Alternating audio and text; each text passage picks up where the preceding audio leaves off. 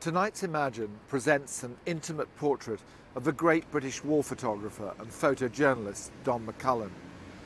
In his early 20s and with no formal training, McCullin began his career here in Finsbury Park, photographing the violent teenage gangs ruling the roost in the 1950s. He would go on to capture history as it was being made, bearing witness to the bloodiest conflicts of the last 50 years. Despite announcing his retirement from the war zone 10 years ago after returning from Iraq, McCullin decided to make a trip to Syria late last year. He wanted to show the human side of the ongoing conflict in Aleppo, where, not for the first time in his career, he came under sniper fire. A self-confessed war junkie, Don McCullin's quest to bring the ugly truths of war to international attention would come at great personal cost. Jackie and David Morris's often graphic film lays bare the addiction to danger and the commitment to justice that lie at the heart of this extraordinary life.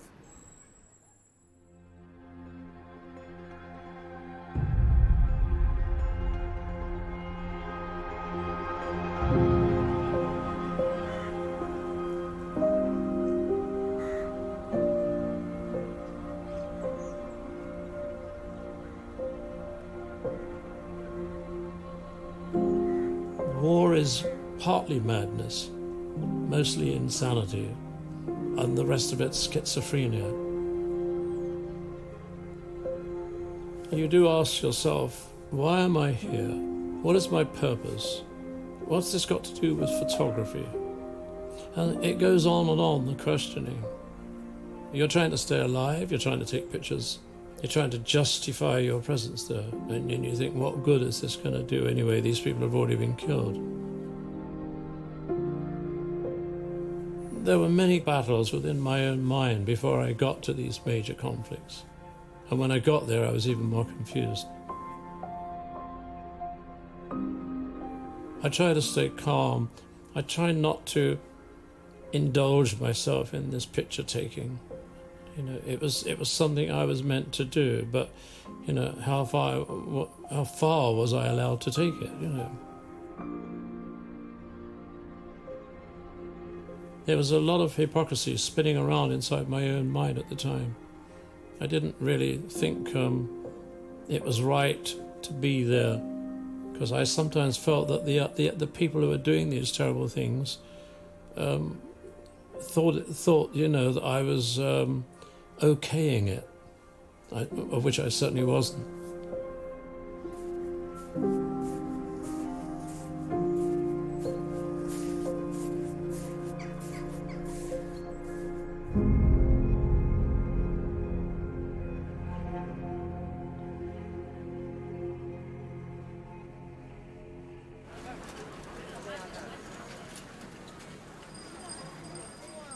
The first execution I ever saw in my life was a dawn execution of a bomber who'd killed a load of people in a Saigon market a few weeks before. And there was all these photographers and journalists were all on this jeep. You couldn't get another man on, and there was nowhere I could see. But I saw the event. They brought the man in a Volkswagen truck, and he got out and screamed anti-Americans. The firing squad shot him. A man stepped forward, grabbed a tuft of his hair, and shot him through the brains. And I stood there with my mouth wide open, and I heard a man saying, "God, that was great stuff. Did you get it? Did you get it?" And I've never forgotten to this day, and that was in 1965, and I didn't get it. And I never said anything about this situation to the people in the Sunday Times, because they would have thought I must have been, you know, a rank amateur not to have got such a picture. But looking back, you know, did I have the right to take that man's picture of his murder? Because in a way, public executions are nothing less than murder, and I didn't get the picture.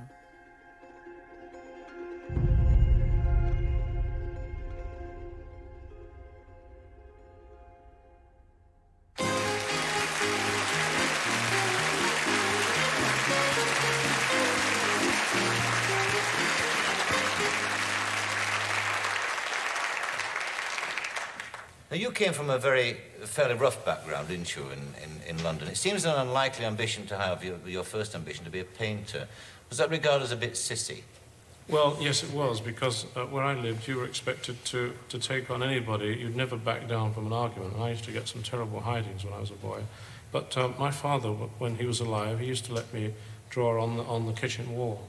And I used to actually stick pieces of paper on the wall, but I went over the edge, so there was always empty pictures with marvelous edges. And, I lived in a house that was a tenement house, so we could knock huge nails in the walls and stick things on the walls and things like that. I wouldn't let my kids do it now, but my art career didn't last very long because I got a junior art scholarship, and my father died and I had to go to work.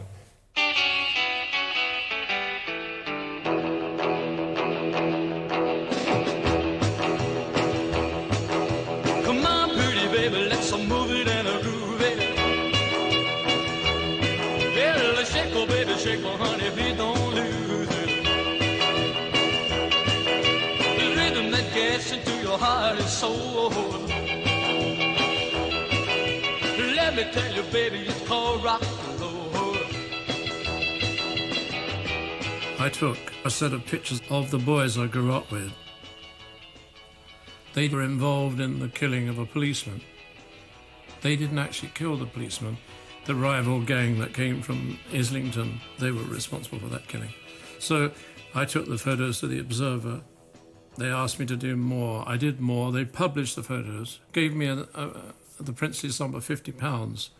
And in those days, £50 from where I came from was like about 5 weeks' wages, isn't it?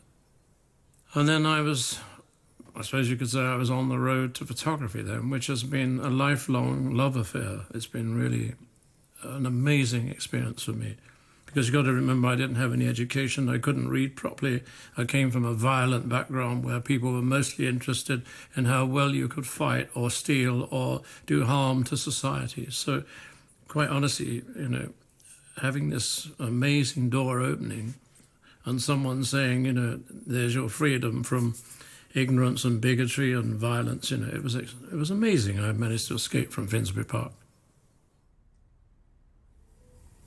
But I've often wondered, how did he get that first memorable urban landscape of the lads, the gang, the governors as they were called, in East London, standing in a derelict house, perfectly framed by the building and seeing right through the building? It was so emblematic of gang warfare and the roughness of London. And here we have a picture which is almost beautiful in its composition. You could say there's no beauty in what this gang was up to, but he related, he had a sensitivity. And empathy is something you can't fake. This is the bloke I gave the good hiding to. He tried to hit me with a brick. We had all been to a funeral. One of the local girls had committed suicide, put her head in the gas oven over some bloke I grew up with. We came back from the funeral and he ran past my car and snapped the wing mirror off. And he was peeing in this alleyway. That's when I should have really laid in while he was peeing, because, it's difficult to fight back if you're in a situation like that. And then he picked a brick up and came roaring at me, and then I managed to get hold of it and reverse the charges. Wasn't I lucky to have grown up in a period of the 60s, the 70s, the 80s, when it was all happening? It was as if it was carved out for me, really. And yeah, I did grasp the kind of nettle. I did it. I didn't just look at it and think, God, I wish I was there. I used to say, I'm going to go there. And I did, Paris in the spring of 1961, at the time of President Kennedy's visit, was as beautiful as ever. I was in Paris with my wife, my new wife, really. We'd only been married a few weeks. And I was like a fish out of water, really, because I couldn't speak the language. And whilst we were in Paris, I saw somebody reading a newspaper, and there was a photograph of an East German soldier jumping over some barbed wire, which was only at that stage separating them from the West. Of course, the story had been building up, the tension had been building up. And I looked at this photograph, and it was a memorable picture. And I said to her, when we get back to England, knowing I'd only had £70 in my savings account, I said, would you mind if I went to Berlin? And she said, of course I don't mind. The East Germans don't seem to have guards enough to plug every hole. When a soldier's attention is diverted by others, a hole is cut in the barbed wire and Khrushchev's face is slapped again. I rang the Observer newspaper and they said, we're not interested in you going. And I said, well, I've bought the ticket. There was no commission. So I got near to a place called Friedrichstrasse, which was the center of all the problem. You know, the Americans were facing the Russians and there were tanks facing each other. And at that stage in Friedrichstrasse, they were actually building the beginnings of the Berlin Wall. This was really the right place to be. Camera crews are harassed by reflecting mirrors in the hands of East German police, and water hoses are played on equipment. Nevertheless, our reporters are able to come up with some remarkable pictures, despite these hazards. My camera equipment wasn't very good, actually. I had a camera I bought during my time in the Air Force. It was totally the wrong shape to give me the kind of pictures that I needed. But nevertheless, I stretched the use of this camera, kneeling down and holding it up high and doing all kinds of funny things with it. By the time I'd been there a few days, that wall went up pretty fast and people could not escape, And I looked at East German soldiers leaning out of buildings on the other side of the wall with binoculars and looking right at me. And I thought, they can't hurt me because they're over there and I'm here. But it was very exciting because it was the heightened part of the Cold War where the Russians were quite prepared to make a stand, against the West and vice versa. What it really comes down to is that I was really sitting on top of the most important news story in the world, And it was my decision, this intuition that took me there in the first place. So I was beginning to show signs of having a brain that was functioning in the right direction. I came back to England with the film and got it processed in the Observer's darkroom, and they saw the pictures. And they ran half a page of my story. The story was then entered into the news category for the news pictures of the year, and I won this award. And the Observer gave me a contract after that.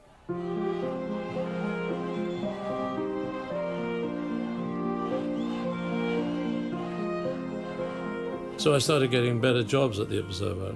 I started going to all kinds of political rallies and things. I would go to the East End of London and photograph disturbances with Oswald Mosley and situations like that. It was a developing and an expanding situation for the early part of my career.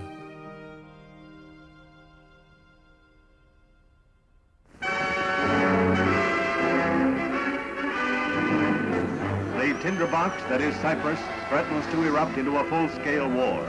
Greek students demonstrate against British and U.S. proposals that a force of NATO troops help maintain a truce on the island until differences between Greeks and Turks can be resolved. I walked into the Observer office one day and the editor said to me, how would you consider going to cover the civil war for us in Cyprus? And at that point of my life, I was ready. And I felt that when I think about those words, I think I must have been levitating, I felt as if I was rising off the ground. I knew that the second door was opening. Terror of civil war struck Cyprus in December. On Boxing Day, the British came in to stop the bloodshed. So I thought, I'm going to do my best here and I'm going to make an impression, and this is my big chance. So I went to the Turkish community and they were surrounded by the Greeks. I managed to slip past the roadblocks and get in. I could hear gunfire, and that was the first time I'd heard in my life hostile gunfire. And then suddenly, out of a cinema, burst a man with a machine gun, and he had a raincoat on and a flat hat, and he looked like something like a Sicilian mafioso bandit. And then people ran out with mattresses on their heads, women and children, as if a mattress would stop a bullet. And this was my baptism of war. And I had to assess very quickly what was going on, where the fire was coming from. And as the day wore on, we were trapped in these empty streets, and there were groups of fighters, Turkish defenders, and funny, curious things caught my eye. I could remember a group of men behind barricades. It was almost like the Spanish Civil War, really. And by the barricade, there were men with an ill-assorted bunch of weapons and old, almost muskety-looking kind of museum pieces.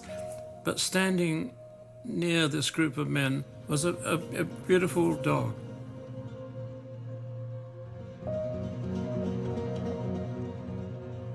I thought, why is it that these things come to you, when you should be thinking about more serious things? But to be truthful, these little things sometimes tell you much more about, a story than the obvious things. So I think what I'm getting down to here is we're talking about sensitivity. And what I had to realize at the time, I was learning a new trade. I was learning about the price of humanity and its sufferings.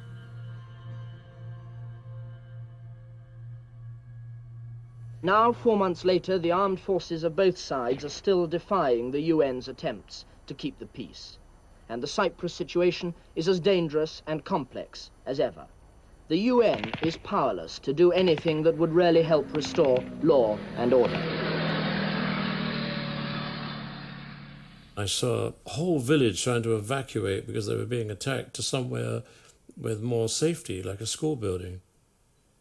And there was this one old lady who was lame, and she had 2 sticks, and she really couldn't get those legs moving. And there was a British soldier trying to coax her along and, persuade her to hurry up before she'd probably lose her life.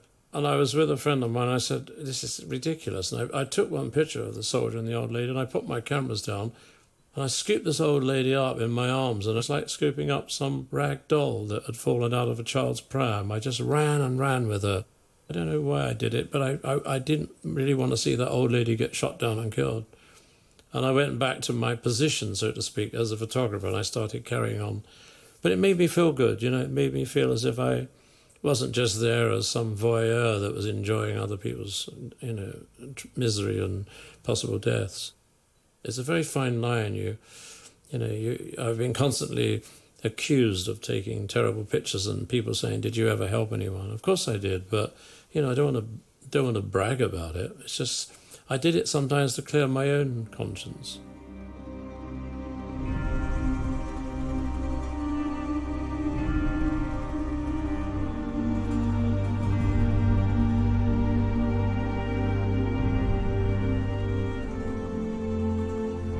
These little battles were erupting all over the northern part of the island of Cyprus where the Turks live. I saw this soldier and he said, "Oh, looking for bodies." And I said, "No, but what's happening?" He said, "Well, there's been some killing." He said, "There's a dead body up there," he said, "and then there's some more in that house." I knocked on the door, I tapped on this door, there was no answer, and I let myself in, and the first thing I was greeted with was warm blood. These men had been murdered the day before, and the warm early morning sunlight had penetrated through the glass door of this house. And I closed the door and I tiptoed around the room, and I got myself in a corner, and I was taking the first shot, and suddenly the door opened, and to my horror the whole family burst in. And I thought, my God, they're going to be really cross finding me in here. To my astonishment, they weren't, so I carried on photographing. And there was a woman who started screaming like mad, and the truth was that it was her husband who was just below my feet, who was dead, and a new husband at that. They'd only been married a week, and the Greeks came the day before and attacked this community and murdered these people in cold blood in this house.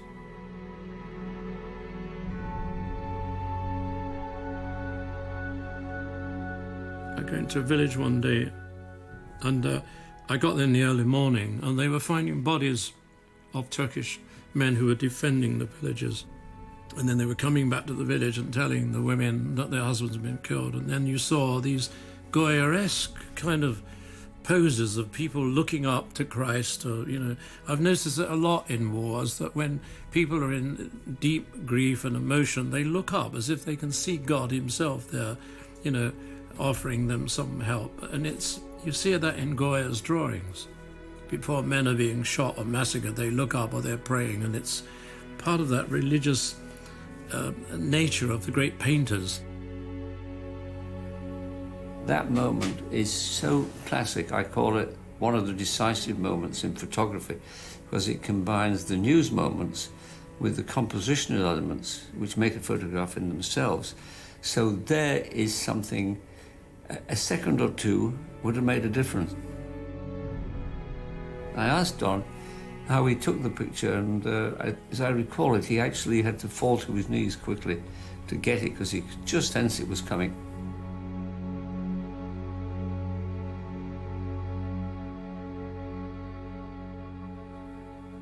I mean, okay, I talk as if there's a lot of poetry in me. There isn't.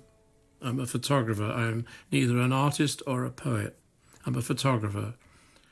And one of the things I've learned most of all, over and above photography, the very best qualifications you can have when you're in this situation and you're exercising this duty as a photographer or whatever, reporter, is that it's much better to be on the side of humanity. All this was coming at me so fast, this responsibility. And I thought, almost in the word go, I got a grip of it, and I thought, I understand what I'm doing for the first time. I'm meant to be doing this.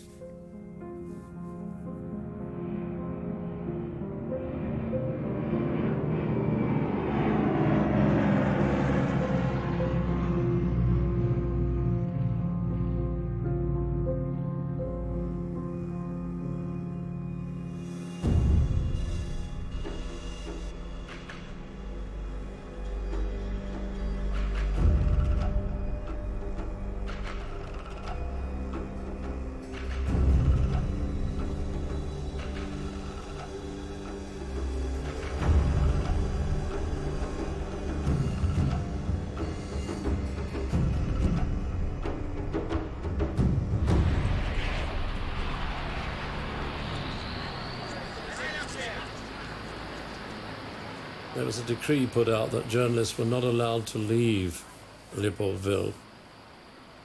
And then I thought, here I am, I'm all this way out here in the Congo, and now I can't even leave the capital. So I had it in mind, and I knew there were mercenaries operating up in a place called Stanleyville. I quickly managed to discover all this. I've been appointed by Mr. Chombe to recruit a number, which I can't disclose, of men to form a fighting unit in the Congo to dispel the present rebellion. Mercenary is a dirty word.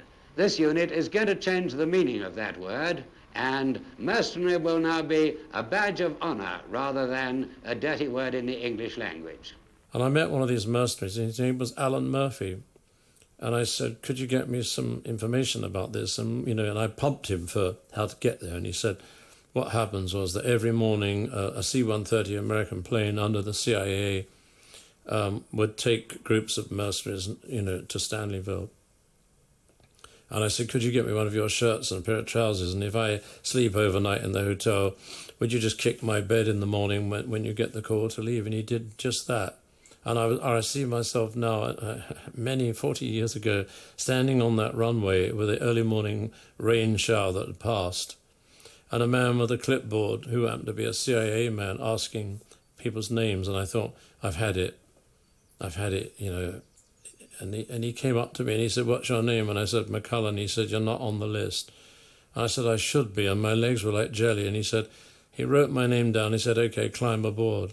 And I'd cracked this amazing no-go situation.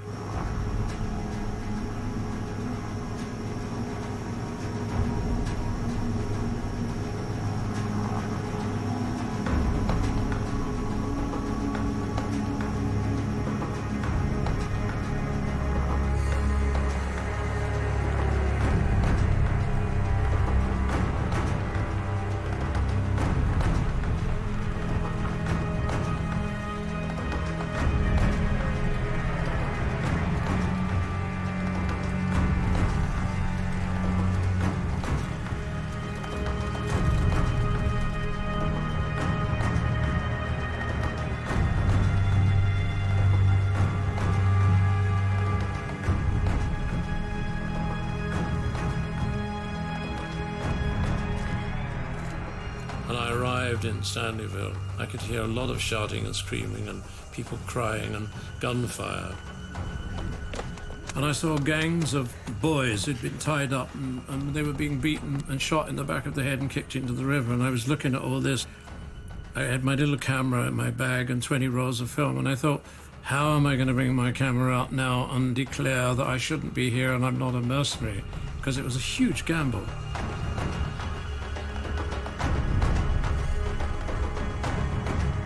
And it was the Congolese gendarmerie who were killing these people, torturing them, dragging them behind trucks on wires. It was really terrible. They were skinned alive, some of them.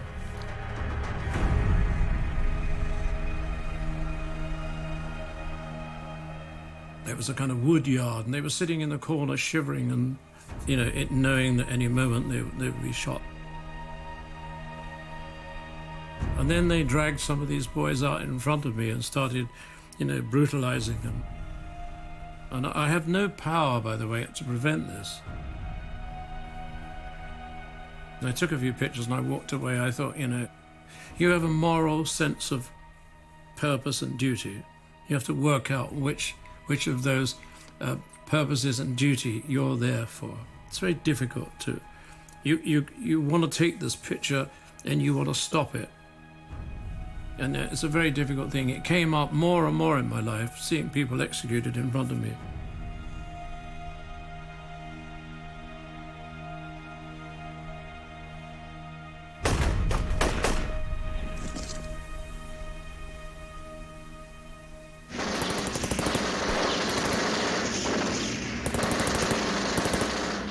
There was a man called Mike Hoare who was battling on the other side of this river called the Lualaba. He was in charge of 5th Commando, these mercenaries I teamed up with.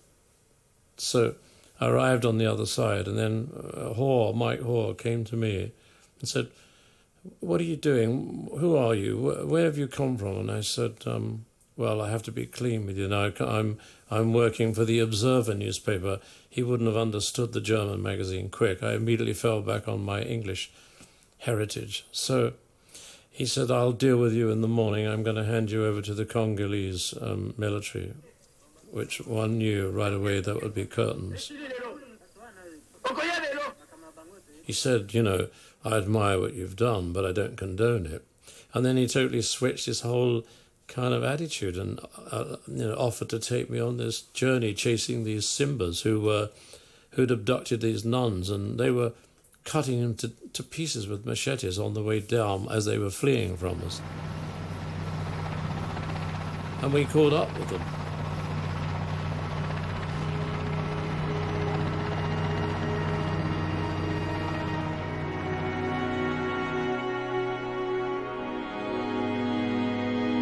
There was goodness in Mike Hoare, but, there wasn't much goodness in what he stood for, really. He was there for the adventure and the money.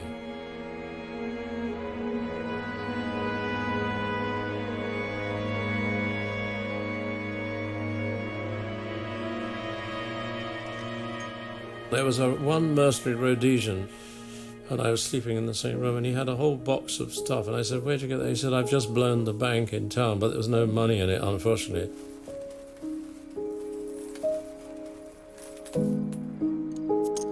And then halfway through the night I heard gunfire, and I woke up in a great sweat. This Rhodesian had got drunk and shot these 2 African boys who were doing all the laundry and the cooking for these mercenaries for breakfast. And I remember looking at one of these poor black boys. He was about 12 years old, and his eyes were open. And I looked at the mercenary, and he said, "They asked for it." He said, "I found a weapon on them," which wasn't true. Some of these mercenaries, they just had a lust for killing Africans. I hated them in the end.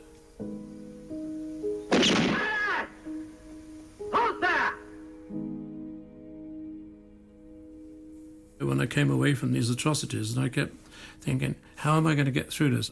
I love what I'm doing. I love photography, but, this other stuff is really too awful to live with, And sometimes people used to say to me, "Do you have nightmares?" And I would say, "No, only in the daytime, when my eyes are open and I'm awake and my memory is, on full alert." So when I love photography, I love being in my darkroom, but even my darkroom is a haunted place. I go in there in that red light, it's like being in a womb, and I play the music, which is, it's only classical music. It somehow pleases me, but at the same moment, it takes me down and down and down to where I don't want to go. It's like as if I'm drowning in a very deep ocean, and I'm trying to get back to the top again to see the daylight. So, I don't just take photographs, I think.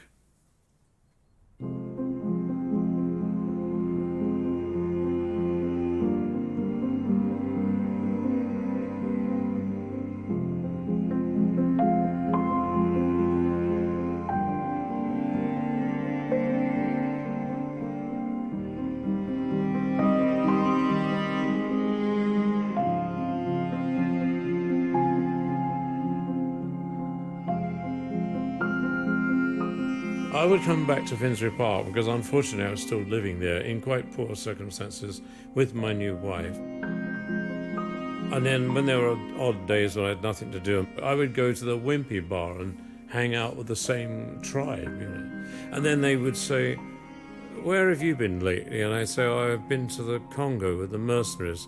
And they would try to humour me, but basically they were almost putting me down as if I was living in a Walter Mitty world.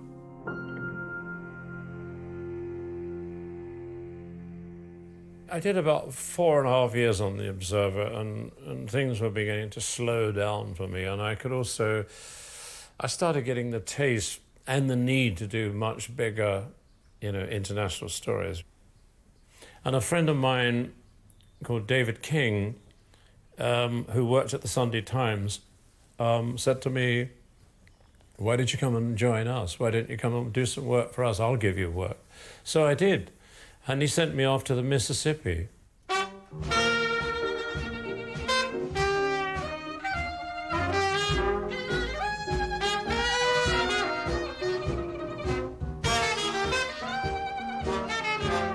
It was an amazing part of the world, the Mississippi. I mean, there you had the sharecroppers, the black people who, brought in the cotton, living in shacks and sheds. And then you had New Orleans, where we arrived in New Orleans. And it was amazing to see.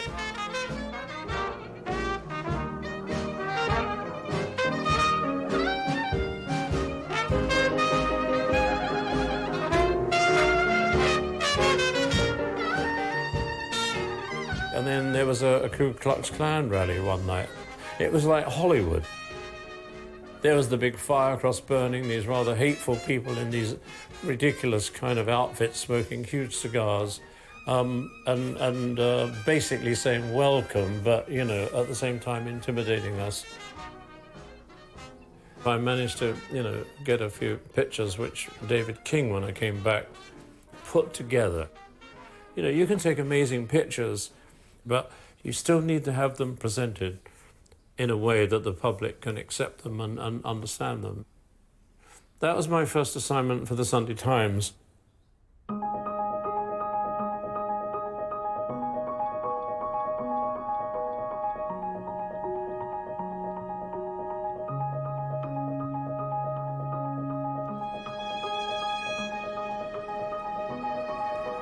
Roy Thompson was not a journalist himself, but he was the best friend journalism ever had.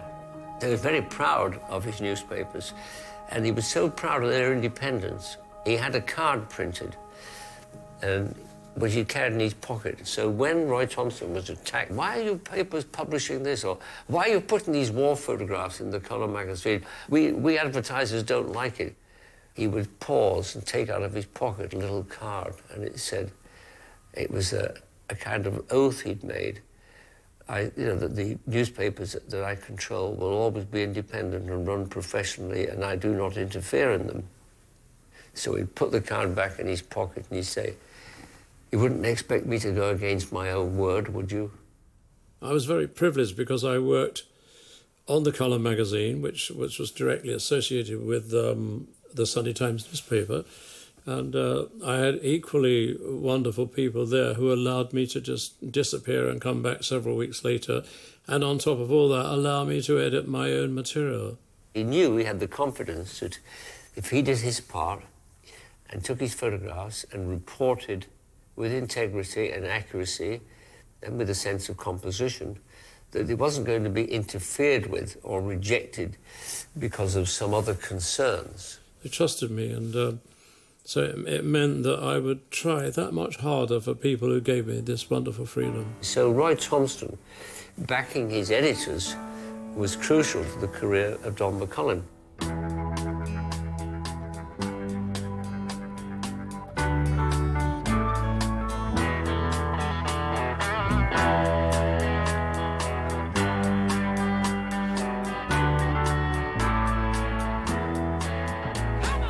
The 60s were packed with opportunities if you wanted to go to war.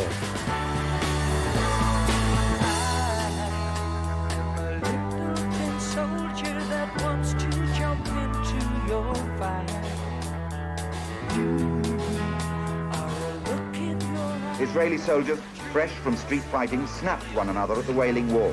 Pictures for girlfriends or mantelpieces in Tel Aviv.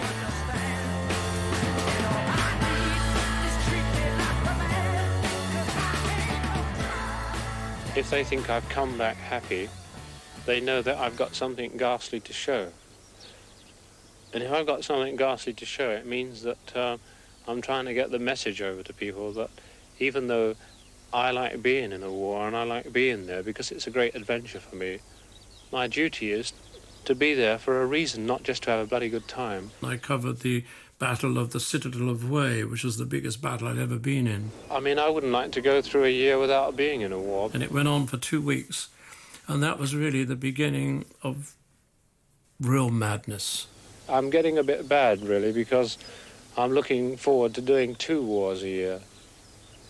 And if I start looking forward to doing 2 or even more a year, I'm not going to survive.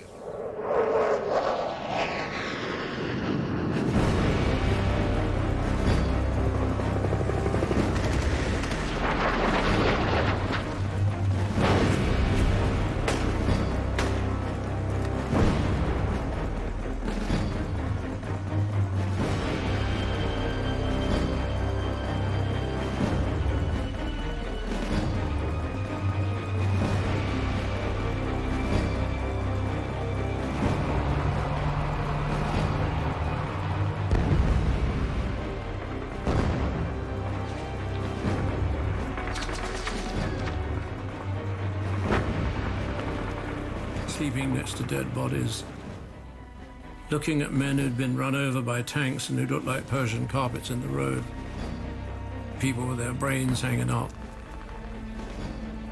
living under tables and sleeping in rat-infested rooms. It was like basically going into total madness and insanity. I stood for 2 weeks in that battle, watching dozens and dozens of American soldiers being killed and wounded and being dragged towards me. They look as if they've been taken out of a butcher's shop with blood everywhere. In the end, I became totally mad, free, running around like a tormented animal.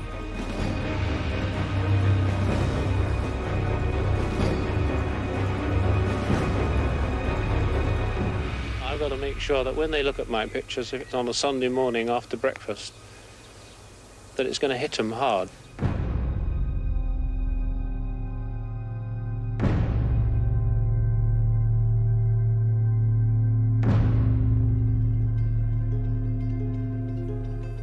The very first man I saw in that Battle of Way had been hit in the face with 2 bullets, and he had a bandage round him. It looked like a child who had his porridge dripping down his face and through this bandage, but in fact it was blood and not porridge. It was big, gooey chunks of human gall just coming out of his face. And I put my camera up to my face, and he tried to move his head, this soldier, but his eyes were screaming at me not to photograph me. So I took my camera and went somewhere else. There was no shortage of human flesh to photograph that day.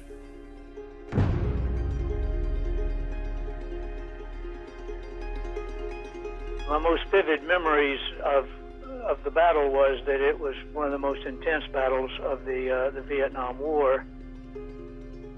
Don came in and joined us, and he just kind of showed up. But what was unique about Don is that the other correspondents and photographers would show up and what I would say snap and go. They would take their pictures and then be out of there. Don, for whatever the reason, decided to join with us, stay with us, and for several days he became one of us.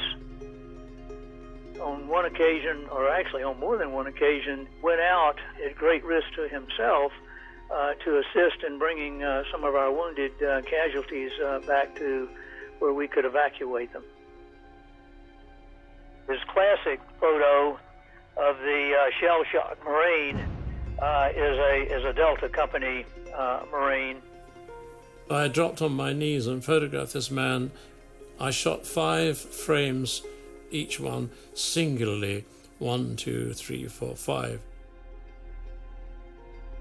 There's not one blink of an eyelid, there's not one change. All those negatives are exactly the same.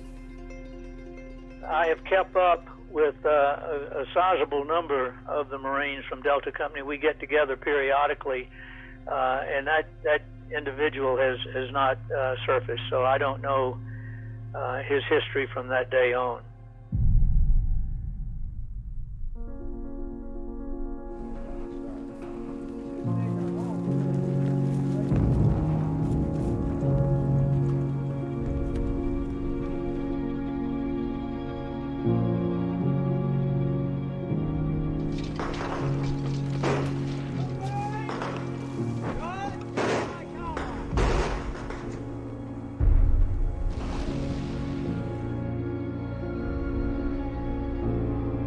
I photographed this giant American. He looked like an athlete, but he was throwing a hand grenade.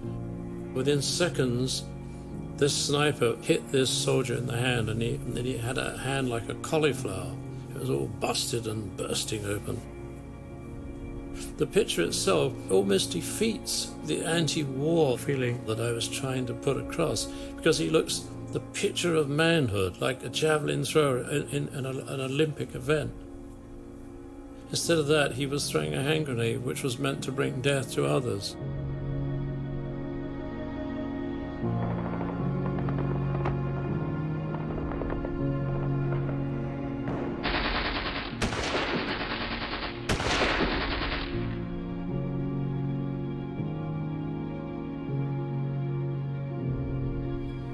The one meaningful picture I took in that battle was a man who'd been hit in both legs, an American Marine. He was being supported by 2 friends. And if ever I thought at the very moment in my atheistic kind of mind that I was looking at something purely religious, was of this man who looked like Jesus Christ being taken down from the cross.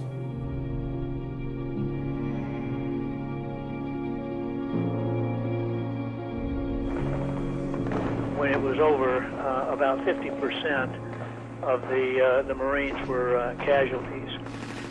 In my own case, I went in with a company of 120 Marines and sailors, and at the end of the battle, there were 39 of us that were still standing. So you can see from just those shots how chaotic it was. After 2 weeks, I got back to the press centre in Da Nang, and I realised I hadn't taken my clothes off, my underwear, anything off for 2 weeks. And, I had a beard and I was haunted looking. And I took those clothes off and threw them straight into the waste bin, my underwear, everything I stood in, and had a shower. I think I could have easily broke down in that shower and cried. I was so drained and, used and crushed by 2 weeks of seeing people dying. And, I think what I'm trying to say here is trying to be honest. Photography suddenly didn't come into the picture even. It was, it had nothing to do with photography. After a while, if you're that involved in that kind of situation, it's not about photography, it's about humanity. still photographs do have this strong affinity with the way we remember. So, and the vibrations of a still photograph can be intense and can last forever. I can remember Don sometimes worries, I know, about have I taken these risks, is it worthwhile? Well, I can tell him it is, because nobody can trace. It's like throwing a stone in a pond, the ripples go out. You can't say this ripple was caused by this stone. But they are, and I think the disenchantment with the Vietnam War in America was powerfully reinforced by some other photographers, American photographers, including Don McCullin.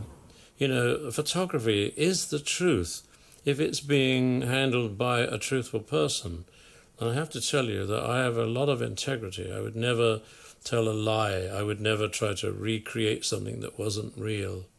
I did a picture once where I did recreate something. It was only the only time I ever did it, but I saw some Americans looting the body of a dead soldier looking for souvenirs and mocking the body and mocking the person. And when they went away, having rifled all through his personal things, I brought them together and made a kind of montage of the pathetic possessions of this North Vietnamese soldier. It's the only time I've ever done it, but I thought I would make a statement for this soldier. I have no shame about doing that. I do have this picture, and I think it says what I was trying to make it say. That, hear me, I'm just, a victim of war. That was, I was trying to say this about this young man. We had total freedom in Vietnam. That, of course, made the Americans feel, when the war finally came to an end, that it was the media that let them down. And they felt a bit upset about that because they'd given us every facility. All they got in exchange was, the public opinion turned against the war in Vietnam. So if you go to Afghanistan now, you're totally controlled. You're never going to be allowed to take the kind of photographs I did in Vietnam of the real thing, the battle, the price of war and the suffering and the loss. So the whole rule book has been rewritten, and it doesn't come out in our favour.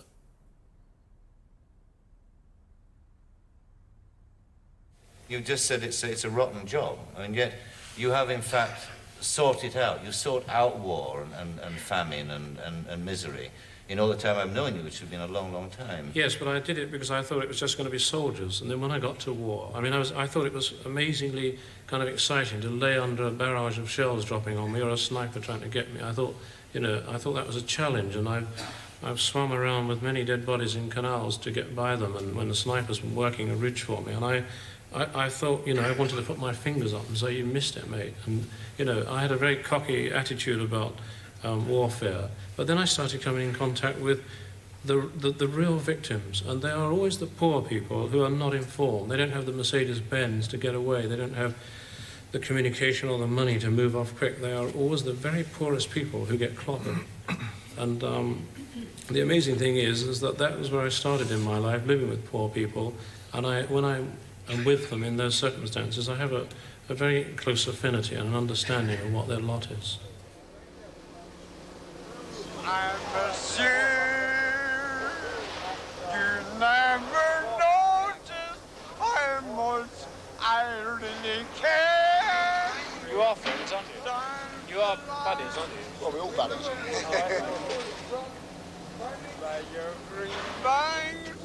Can you look where my elbow is? I want to see your face, if you don't mind. That's fine.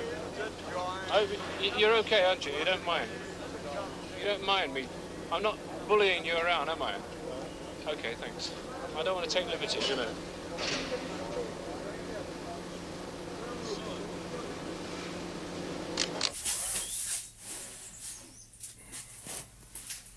I could have spent the rest of my life working in Aldgate and Whitechapel. It's all there. Photographically, it's all there. It's a totally, what do they call it? Hogarthian kind of experience when you're doing these pictures there. This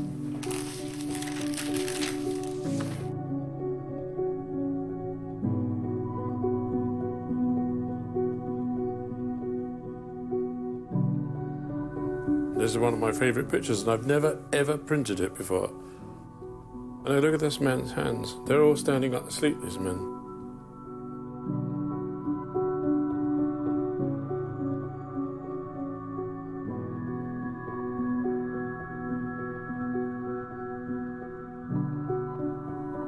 These people used to try and put the dead eye on you. By that, they try to stare you out, and you must never flinch away like that. You must stare them out. This is a woman called Jean. She used to hang out under the arches of Liverpool Street Station. She used to curtsy when I went up. She used to say, "Hello, Captain Mark." I said, "Why do you keep calling me Captain Mark?" And she said, "Because you look like Captain Mark Phillips." And she said, "Would you like some tea?" And I said, "You haven't got any milk." She said, "I can always get it outside of people's front doors." I loved her. In fact, what I did, I found her somewhere to live. And this is the picture I really like. It's like a fallen woman from the turn of the century. I did this in Chapel Market one Sunday morning when I was a very young photographer. She's been a posh woman, this woman. Tell by the handbag, tell by the clothes. They're all young now. They're not all old people like this.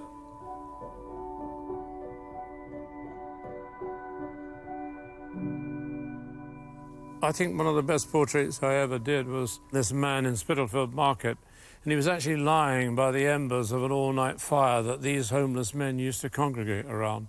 He sat up and looked at me full face, and I just held his stare, and I just brought my Nikon camera up to my eye and took this picture, and he never moved an eyelid. I was looking at the bluest eyes you'd ever seen, and his hair was matted. I felt as if I was looking at one of those Neptune images of a man under the sea, you know, with the trident. It was quite extraordinary. I'm so pleased with the picture.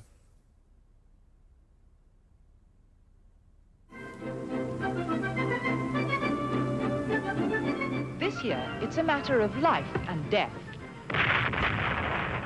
There's been a war going on in West Africa for 2 years now. It's a civil war between the Biafrans and the Nigerians. We're not going to say which side is right or which side is wrong, except that all war is always wrong.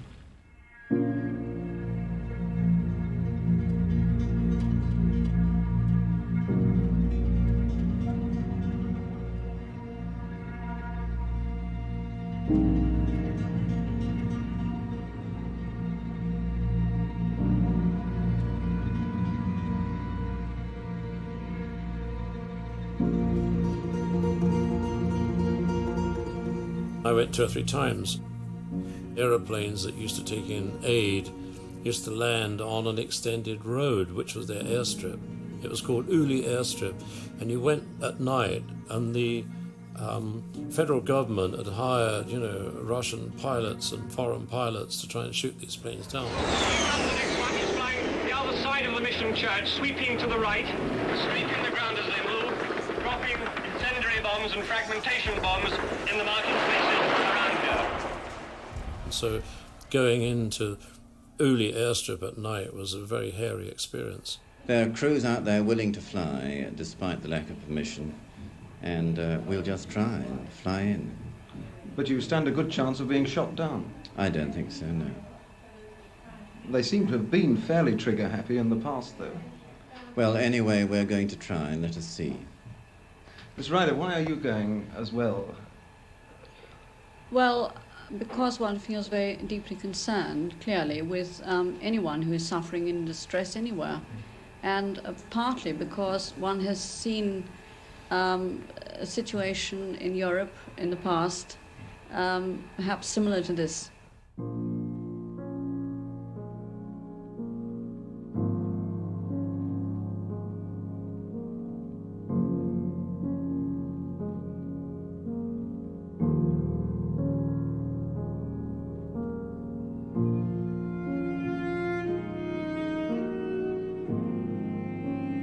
walked into a camp, which was actually an old school building, and there were 800 dying children standing there waiting for me. You know, when you go into a camp with 800 dying children, some of whom were actually dropping down and dying in front of me, they think you're coming with some form of salvation. They don't realize you're coming to take pictures and get information. That's not what they want. You know, they want food.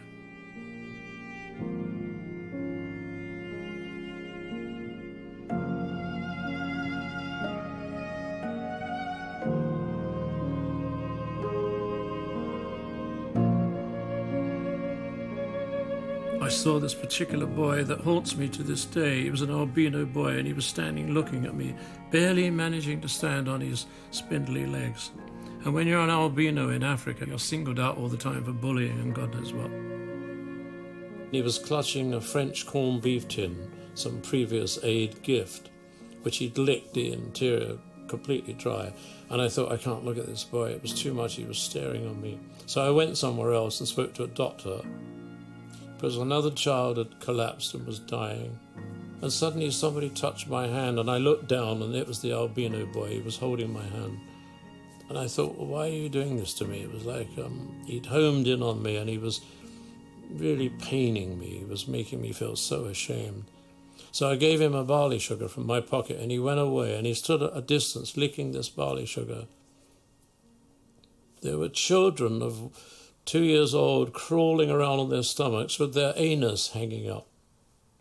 I've never seen anything so terrible in all my life. The inside of their whole backside had kind of invertedly kind of suddenly fell out, and they were dragging themselves around with this inside-out situation of their bottoms with flies hanging on as they crawled.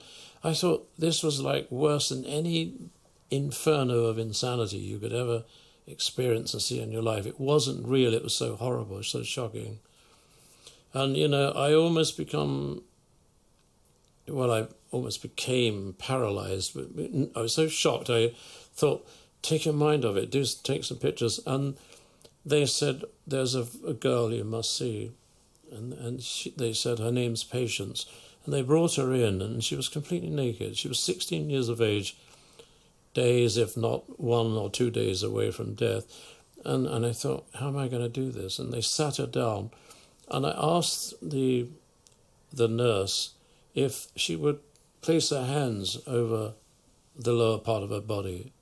Because I thought, you know, if I'm going to do this picture to show this terrible, shocking creature, I'm going to do it with as much dignity as I can, you know, rustle up and at least not take advantage of her nakedness.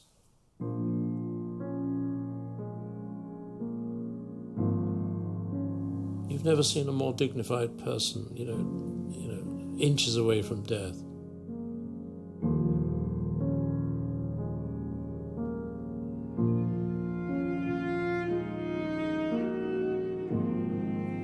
I remember one day seeing a woman trying to feed the child at the breast. There was nothing but the child at the breast. And I saw some writing in the back, the far distance.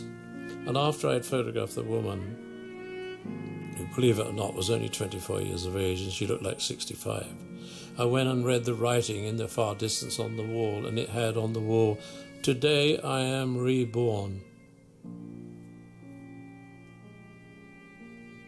And that little inscription took my legs away from me.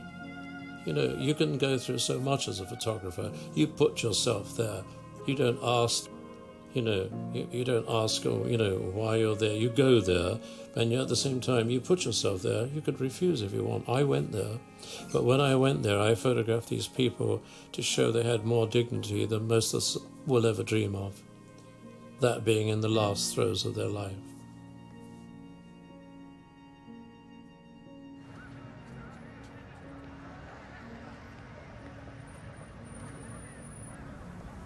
His awareness of the futility of it, as well as the direct sight of these people dying on their feet, moved him enormously. He always had the empathy, of course, for the soldier who was shot, but here he was looking at civilians men and women without any clue about what was going on, dying because of the ambitions of some of the power-hungry people in that country.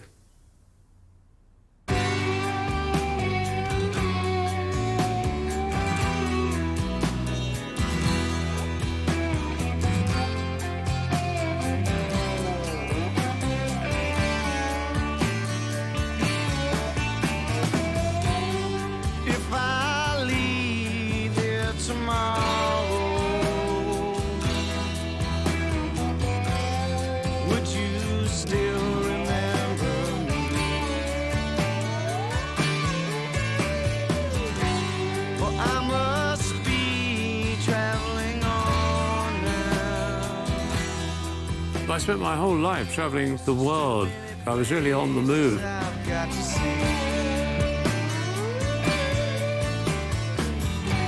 'Cause I'm as free. You know, I was constantly at London Airport and waving goodbye from my little family. And this virgin cannot change.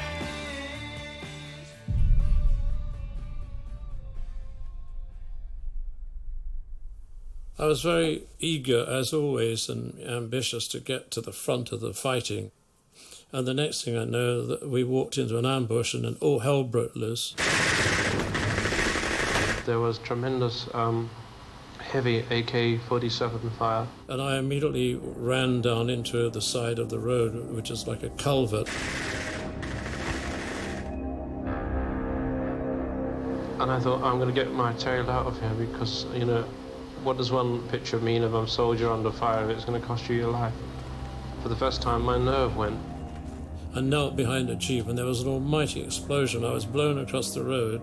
I felt this terrible burning sensation in my legs and everywhere from the waist downwards. And all my past seemed to come before me. I thought, this is it, I'm going to die. So I crawled away for about 200 yards, only to be put on the back of a truck, having been stabbed with a morphine injection. And then they filled the lorry out with about half a dozen soldiers who were wounded.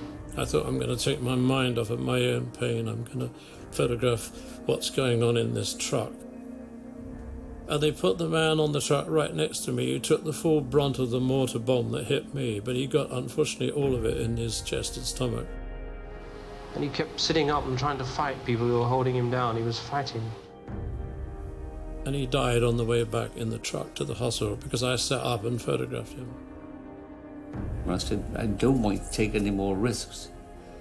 But they took the risks as they judged fit because they were independently minded, and if I secretly rejoiced that they brought back what they did. Nonetheless, the next time, and the next time, and the next time, you thought, pray to God, and they're not playing Russian roulette with their own lives here.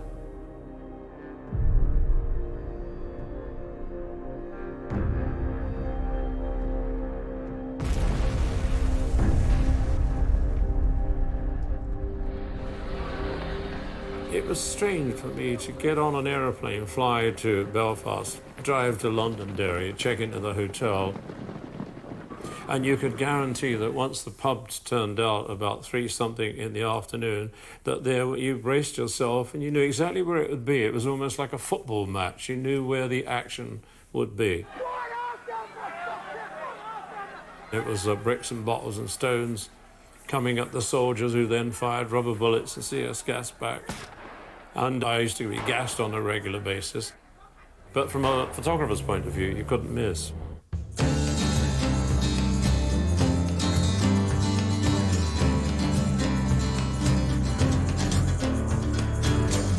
It was like a theatre, really. It was like a play. You knew the plot. You knew, you'd seen it many times before.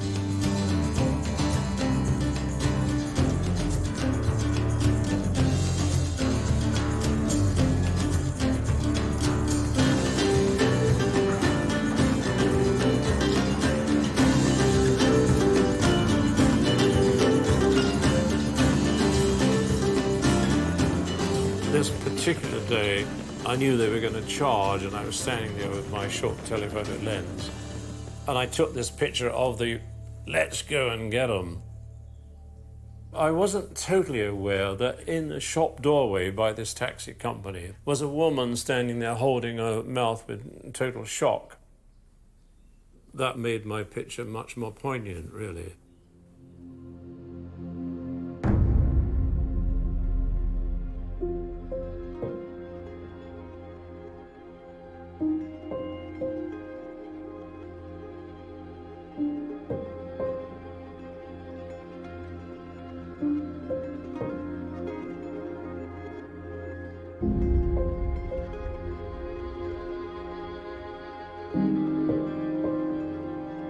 And I came upon this highway and I saw these dying soldiers in the road, and I was with a very nice friend of mine called Michael Nicholson, who was a ITV reporter.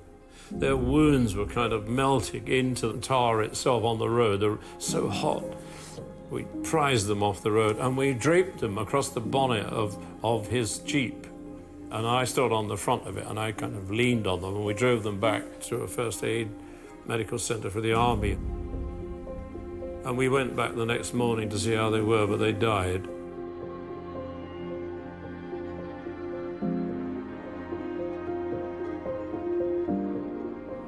And I did lots of pictures of men coming in on that road with pieces of cardboard around their feet because they threw their boots away. And of course, they didn't last long on that road. The whole thing was the most appalling shambles. It was like the retreat from Moscow. It was in total disarray. And so when the Sunday Times published these pictures, the South Vietnamese government put me on a blacklist, which I never thought for 1 minute ever existed. I was building this reputation as a war photographer, which today I really detest. I worked for it, and then when I suddenly felt that I was being acclaimed as a war photographer, suddenly I felt uncomfortable and dirty. I felt being called a war photographer was like being called a mercenary.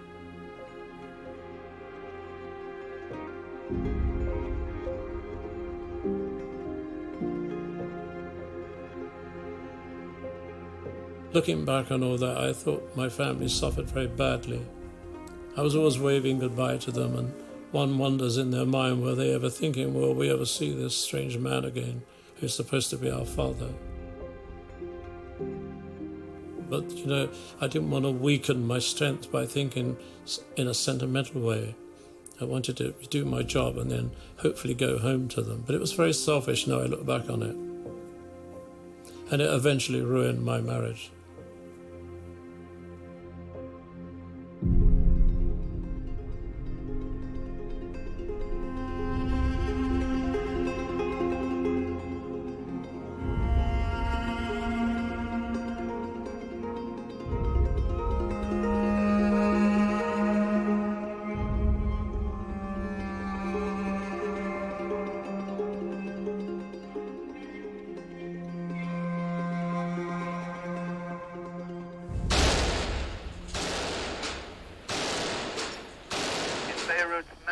Christian stronghold of Ashrafiyah, Phalangist militiamen poured fire down on neighboring areas held by Muslim leftists and allies from the more extreme Palestinian guerrilla group.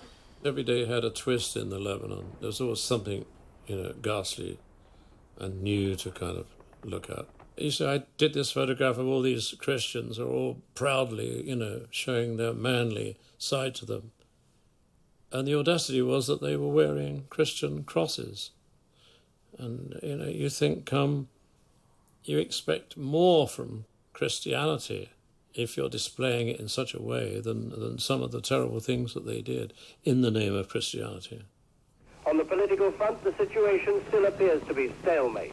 Efforts to implement the ceasefire clearly having failed, and Parliament's attempts to hold a session to discuss what should be done. The Palestinian area is called Quarantina. It's the kind of east side of Beirut, right inside the Christian heartland. And it was murder from the word go.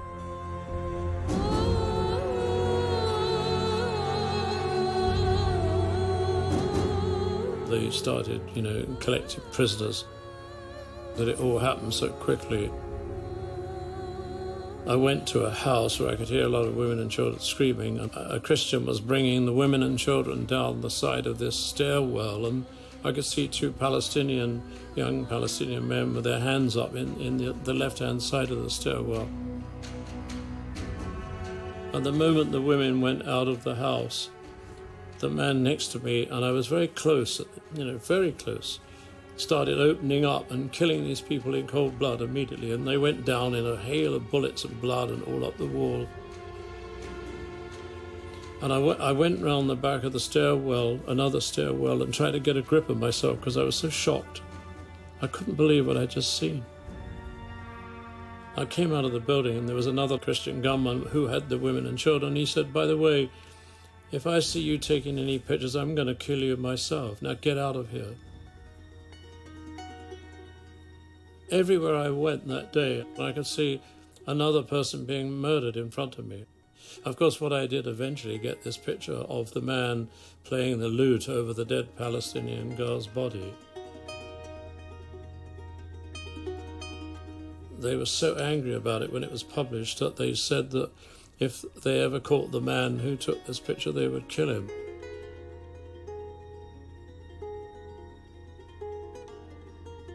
In a way, it was almost an honor that they wanted to kill me for taking that picture. The 26-storey Holiday Inn is burning, the third of a trio of five-star hotels to be caught in the firing line. This is the courtyard of the Hilton Hotel, and it was here that the fighting took place all last night. When the Islamics overwhelmed part of the Christian area where I was with them, they were actually ensconced in the Hilton Hotel. And when they got in there, the Christians that they captured in there, they took them to the top floor and they mutilated them, like in a manly sense, by cutting off part of them. And they threw them alive off the top of the building. When it gets down to that kind of hatred, it becomes a form of insanity. It goes beyond your understanding of anything.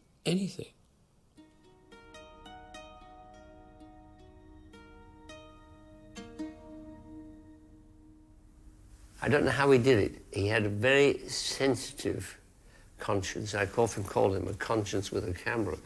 He had a very sensitive feel for other people's suffering. But it also gave him the impetus to feel I can make people wake up to what's really going on here. So the sensitivity, which might have made him recoil from the images, was allied to this conscience of his, which says, I've got to get this story. This story can only be told by photographs. His journalism is at its best when that cold eye of his, if you like, was informed by the warmth of his empathy and by the text which amplified the images that you could see. It's an awful question to ask you, but do you think that the images you take of horror, of war, actually make anybody change their mind about it? Well, actually, to be honest, I don't think they have. I've been photographing war for about 16 years, and I've got very disillusioned.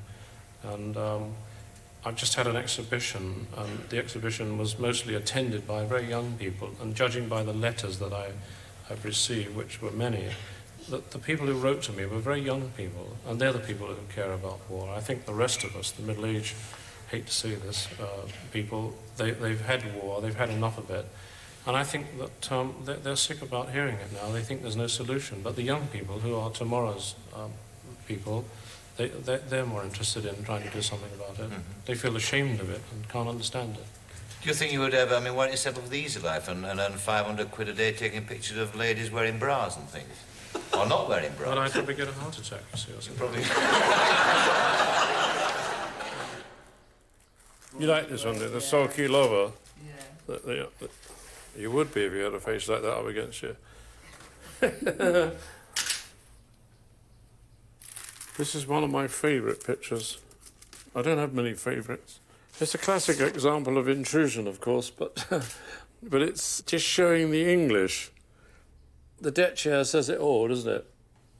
One thing about England, you can guarantee to find all kinds of crazy people in the summer. I don't think there's a country quite like this country for the diversities of people's manifestations, like eccentrics, you can get them by the busload here in England. I love it. I hear a gang fire on a human factory farm.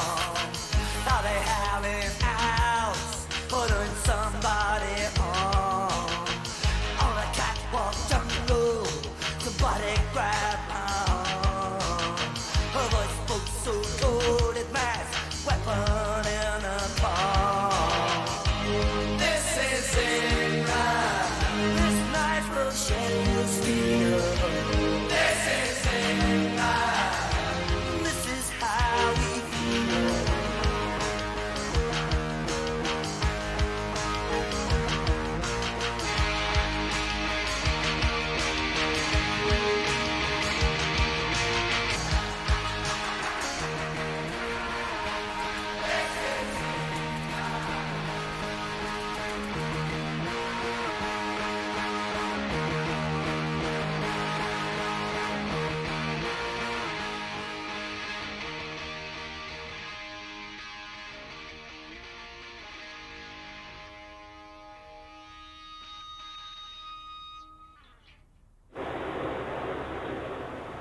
When the print unions sabotaged the Sunday Times, they basically killed the paper.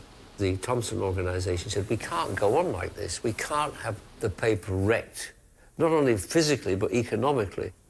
So they put the paper up for sale, and they had a perception, a judgment, that Rupert Murdoch, with his history of being pretty tough, would be better able to control the print unions. And in some respects, that was a fair judgment. Well, you've had enough photographs. I think we really... And with Mr. Evans, Mr. Murdoch. Oh. Mr. Evans, yes. And though he made promises about the papers would maintain their independence, he did not keep them. And this, of course, was very, very bad news for British journalism, but it was also bad news individually for Don McCullin. When Murdoch took over the Sunday Times and Harold Evans, I think, went to the Times newspaper, we all felt that, we were looking at the beginning of the end. And I had had 18 fantastic years there. The precious independence that he'd had and the ability to go and tell an unvarnished truth through the medium of film was now at risk. And so it proved to be.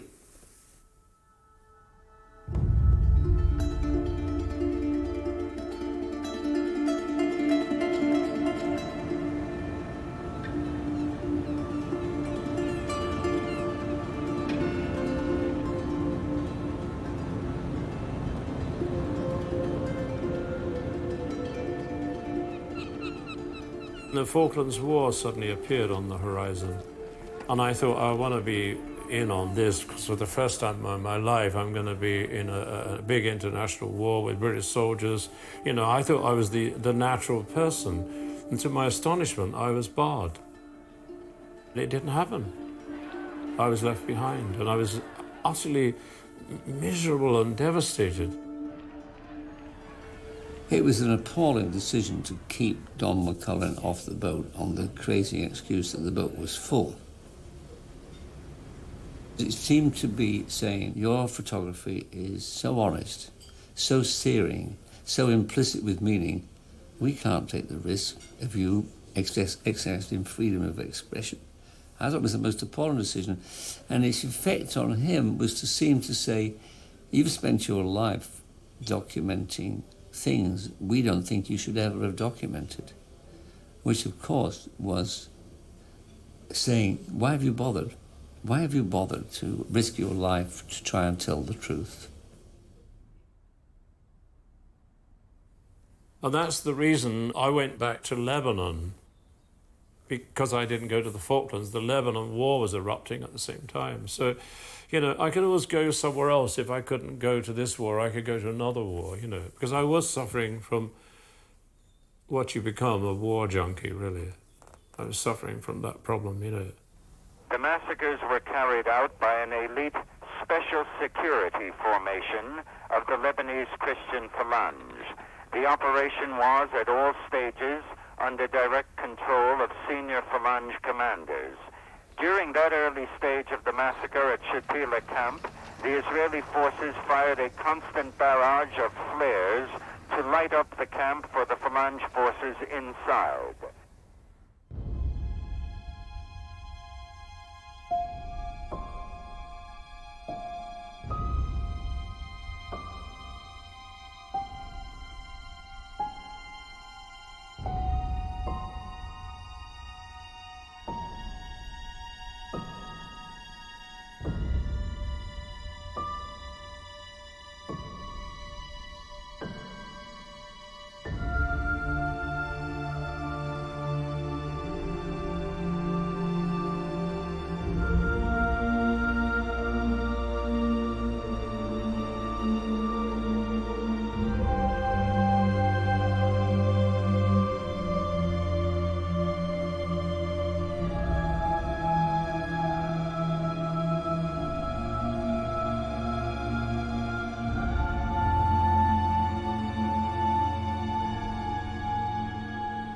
One morning in the hotel very early, I had a call from someone saying, "Are you Mr. McCullin?" I said, "Yes."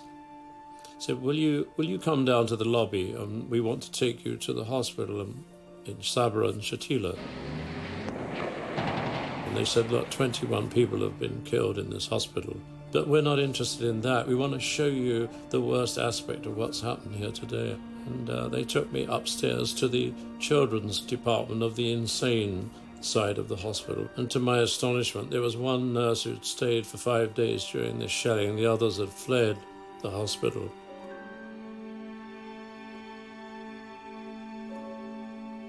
And she showed me around, and I couldn't believe what I was looking at. She said, we've had to tie the children to the beds. She said, because we couldn't cope, they would have got away and been injured. And there were children tied to the beds, covered in flies, in a heat you wouldn't understand. So these children were lying in buckets of their own filth, starving hungry, dying of thirst.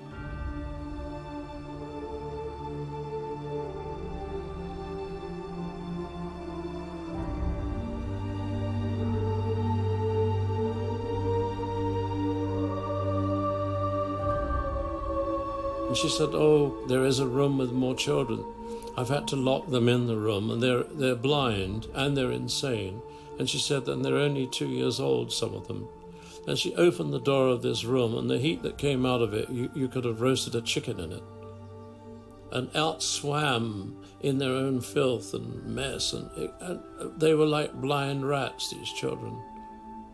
And I don't think I was ever more ashamed of humanity. I thought, if this is what people can do in the name of, Christianity or whatever, because, the war was being conducted against the Christians, and the Christians were fighting back, and the Jews were shelling offshore. I mean, the whole thing was about religious madness and who was paying the price.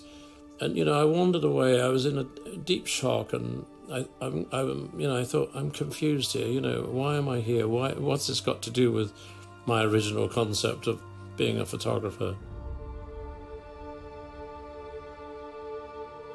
And I wandered into another room just to get away from all this horrible, horrible stuff. And I saw a child sitting, playing with bits of debris, as if he had Lego. I think it was a day of reckoning for me, because I don't think I could have ever touched on more tragedy, all under one roof, than what I saw in that hospital that day. I've never forgotten it.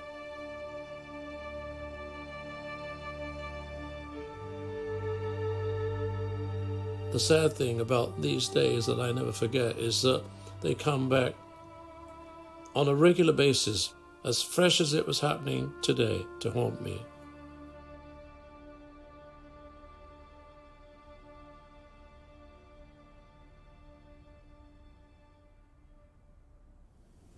There's nothing so powerful as reporting. Governments can't find out the things that reporters can. And certainly many governments wish to suppress what can be found out, foreign governments and sometimes our own. So this is a very, very important quality of Don's impulses, which is the passion to report what's happening. And insofar as that's diminished today, we've lost a huge amount. And I think there's still a tremendous appetite for really good photojournalism, really good reporting. Mr. Rupert Murdoch, on Budget Day, asked me to resign as editor of the Times. I refused. At no time have the independent national directors sought my resignation. But in the circumstances, the differences between me and Mr. Murdoch should not be prolonged. I am therefore resigning tonight as the editor of the Times. The reason I got pushed out of the Sunday Times was simple, actually. They brought a new editor in, a man called Andrew Neil, who was very ambitious and quite he knew what he wanted. You know, most new editors like to kick off with a new bunch of people under them. But he did say that there would be no more wars in the magazine. In fact, it would be a magazine based on life and leisure, you know, to attract the ads. So, you know, I was one of the first casualties because when I went and photographed wars in Africa and saw dying and starving children, I was going to make sure that, you know, I got the strongest images, and that they didn't always sit well in a magazine that was trying to sell you, you know, cars and luxury. So, you know, I was definitely on the way out by that stage.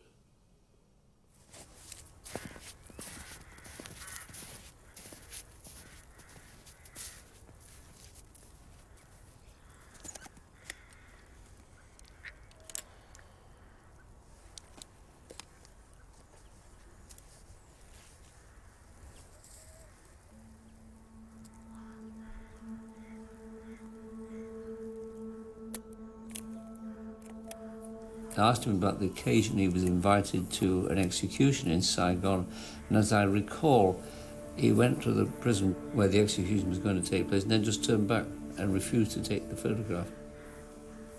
Because of his really powerful humanitarian impulses, he didn't want to legitimize murder in any way, since actually his entire canon of photography is to delegitimize violence, to say, look, these are the consequences of your political decision. These are the consequences of your greed. These are the consequences of your carelessness. Look on these and think again. I think there's the entire impulse. A humanitarian photographer with tremendous technical skill amounting to genius, in my view.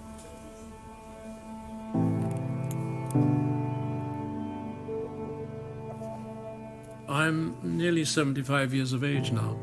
I still have some energy left, not a lot, but I'm going to spend the rest of my life trying to eradicate, you know, the things we've been talking about. I'm just going to photograph the landscape, and the English landscape to me is my heaven, my form of heaven. The one thing that upsets me about it is, like all other things, there is always a threat surrounding the things you love. When I hear a chainsaw in the distance here, I think a tree is dying. When I hear shooting, when there's pheasant shooting, I think there's going to be some blood somewhere. The sound of gunfire immediately switches on another part of my nervous system. So I feel, as much as you try to run away from these things, someone always presses a button and says, you know, here's a reminder of, you know, what you used to do.